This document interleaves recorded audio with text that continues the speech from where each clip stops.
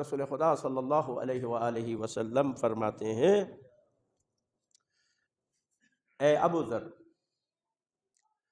بہت سارے لوگ دو نعمتوں کے بارے میں دھوکے میں ہیں، خسارے میں ہیں، ہمیشہ اس میں ان کو لاس ہوتا ہے دو نعمتوں کے بارے میں۔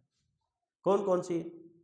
فرمایا یعنی ان کی قدردانی نہیں کرتے لوگ۔ دو نعمتیں ایسی ہیں جس کی لوگ قدردانی نہیں کرتے اور اہمیت ان کو نہیں دیتے، اور اسی میں ہی پھر وہ لاس کرتے ہیں، نقصان اٹھاتے ہیں، دھوکہ کھا جاتے ہیں۔ کون کون سی؟ فرمایا ایک نعمت صحت و تندرستی ہے اور دوسری فرصت و فراغت ہے۔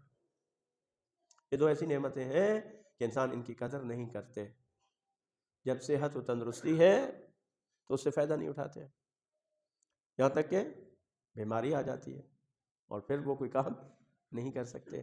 دیکھیں عبادت بھی اگر انسان نے کرنی ہے تو صحت ہوگی تو عبادت ہوگی، ٹھیک ہے؟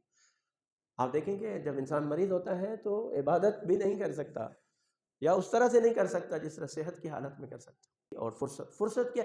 فرصت کا تو ہم بالکل یعنی وقت کی تو ہم بالکل ہی قدر نہیں کرتے، من حیث القوم بھی اور انفرادی طور پر بھی۔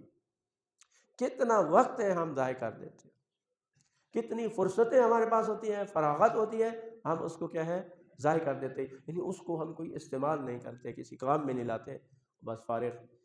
اور آج کل تو اس موبائل نے اور زیادہ ہمارے اوقات کو ضائع کرنا شروع کر دیا ہے، اور بہت سارا وقت ابھی ہمارا اس پر لگتا ہے، اور اس میں بھی ایسی چیزوں کو دیکھنے اور سننے میں کہ جس کے بارے میں اگر ہم نہ بھی سنیں تو ہمارا کوئی نقصان نہیں ہوگا، اور اگر سن لیں تو کوئی ہمارا فائدہ نہیں ہوتا۔ تو یہ دو چیزوں میں رسول خدا فرماتے ہیں اکثر لوگ کیا ہے خسارے میں ہیں، گھاٹے میں، نقصان میں۔ فرصت سے فائدہ اٹھائے میرے دوست۔ کتنے ہی ہم میں سے ایسے لوگ ہیں کہ جن کا کوئی جاب نہیں ہے، کوئی کام نہیں ہے، صبح سے لے کے شام تک ممکن ہے گھر کے چھوٹے موٹے کام جو ہے وہ اس کو انجام دے دیں، لیکن اس کے علاوہ کوئی کام نہیں ہے۔ ادھر بیٹھیں گے، اس دکان پہ جا کے بیٹھیں گے، اس دوست کے پاس جا کے بیٹھیں گے، گپ شپ لگائیں گے، گھر آئیں گے، سو جائیں گے، اور اسی طرح سے وہ اپنی زندگی کو گزار رہے ہیں۔